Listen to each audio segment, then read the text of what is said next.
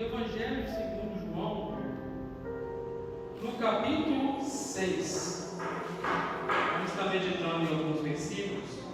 Evangelho segundo João, capítulo 6. Um tema bastante conhecido, tido como a multiplicação de pães e peixes.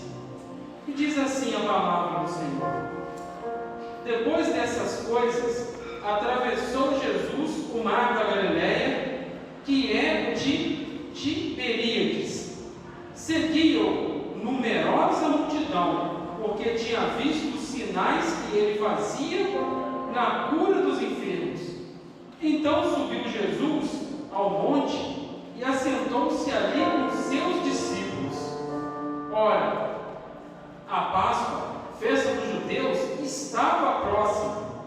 Então Jesus, erguendo os olhos, vendo que grande multidão vinha ter com ele, disse a Filipe: onde compraremos pães para lhes dar a comer? Mas dizia isso para o experimentar, porque ele bem sabia o que estava para fazer.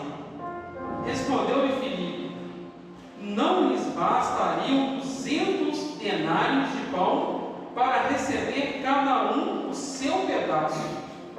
Um de seus discípulos, chamado André, irmão de Simão Pedro, informou a Jesus: está aí um rapaz que, tendo 5 pães de cevada e 2 peixinhos, mas o que é para tanta gente? Disse Jesus: fazei o povo assentar-se, pois havia naquele lugar muita relva. Assentaram-se, pois, os homens, em número quase 5.000. Então Jesus tomou os pães e, tendo dado graças, distribuiu-os entre eles, também igualmente os peixes, quanto queriam. E quando já estavam fartos, disse Jesus aos seus discípulos: recolhei os pedaços que sobraram, para que nada se perca. Assim, pois, o fizeram, e enchendo 12 cestos de pedaços dos 5 pães de cevada que sobraram aos que haviam comido. Vendo, pois, os homens o sinal que Jesus fizera, disseram: este é verdadeiramente o profeta que devia vir ao mundo. Sabendo, pois, Jesus que estavam para vir com o intuito de arrebatá-lo para o proclamarem rei, retirou-se novamente sozinho para o monte.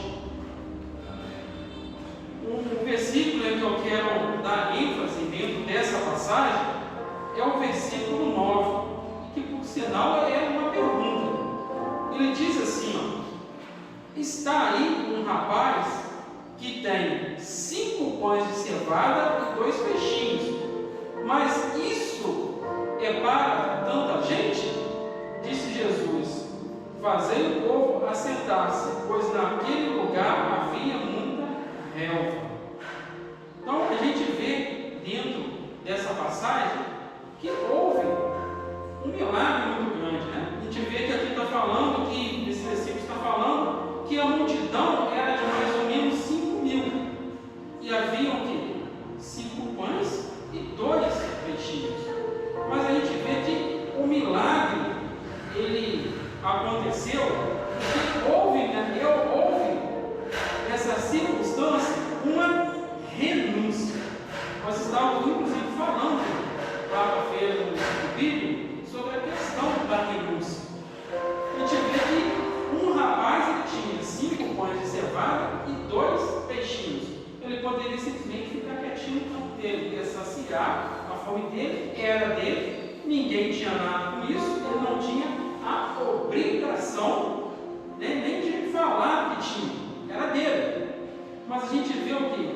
Que esse homem, ele teve um coração solidário e também teve fé, porque todos ali sabiam que para 5.000 pessoas, o que é 5 pães?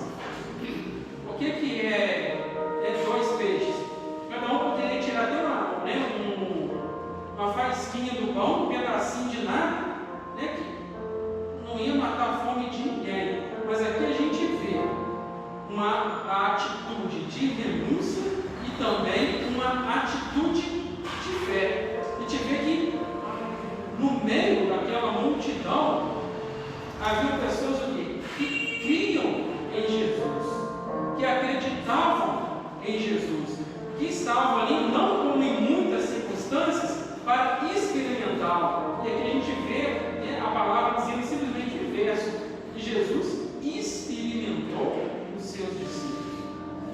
A gente vê que quando os seus discípulos chegam para Jesus e falam: olha, tem um homem aqui, e a Bíblia não fala quem que é essa pessoa, é uma pessoa que até então, dentro desse contexto, ele nem tem nome, mas ele aparece o quê? Um homem que ele tem 5 pães e 2 peixes. E o que Jesus faz? Mande com que as pessoas se assentem. Porque, segundo a passagem, era um lugar que tinha muita relva. Um lugar que, né? Eu acredito que um lugar com uma grama muito boa para as pessoas poderem se acomodar. E Jesus, ele ora. A gente vê o quanto é importante a oração na vida do cristão, porque se Jesus, que é o próprio Deus, ele orou, quem somos nós então, né, para não poder orar? A oração na vida do cristão tem que ser algo rotineiro, algo que acontece a todo momento, a todo instante, mesmo que não seja em palavras, que seja em pensamentos. A gente vê que eles começam a distribuir aqueles pães e aqueles peixes, ou seja, houve uma renúncia de alguém que estava ali, mas houve também que, a partir dessa renúncia, uma fé, uma oração e um milagre. Entendem, irmãos, que Jesus, ele não está interessado nas suas conquistas. Aquilo que você conquistou não interessa a ele, mas o que vale para ele aqui é a sua renúncia. O que você tem abrido mão para o crescimento do reino de Deus. O que você tem abrido mão para o seu crescimento espiritual. Aquilo que você conquistou, se você estudou, se você conquistou um diploma, se você trabalhou, você conquistou um carro, conquistou uma casa, entenda que para Deus isso não faz diferença alguma. Mas a partir do momento que você renuncia em prol do crescimento do reino de Deus, as coisas acontecem. A gente vê que aqui, quando houve uma renúncia, um milagre aconteceu. E Deus, nesta noite, Ele quer fazer um milagre na sua vida. O que você tem renunciado nessa noite em prol do reino de Deus? Muitas pessoas, às vezes, têm oportunidade de estar na casa de Deus e não está porque ele vive e fala: trabalhei o dia inteiro, eu estou cansado. Mas quando nós renunciamos o cansaço, eu estou cansado, mas eu vou assim mesmo. Eu estou cansado, mas eu vou orar assim mesmo.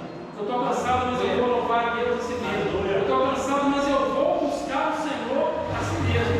E a gente coloca a Deus como o primeiro lugar em nossas vidas. Que a gente renuncia o nosso querer,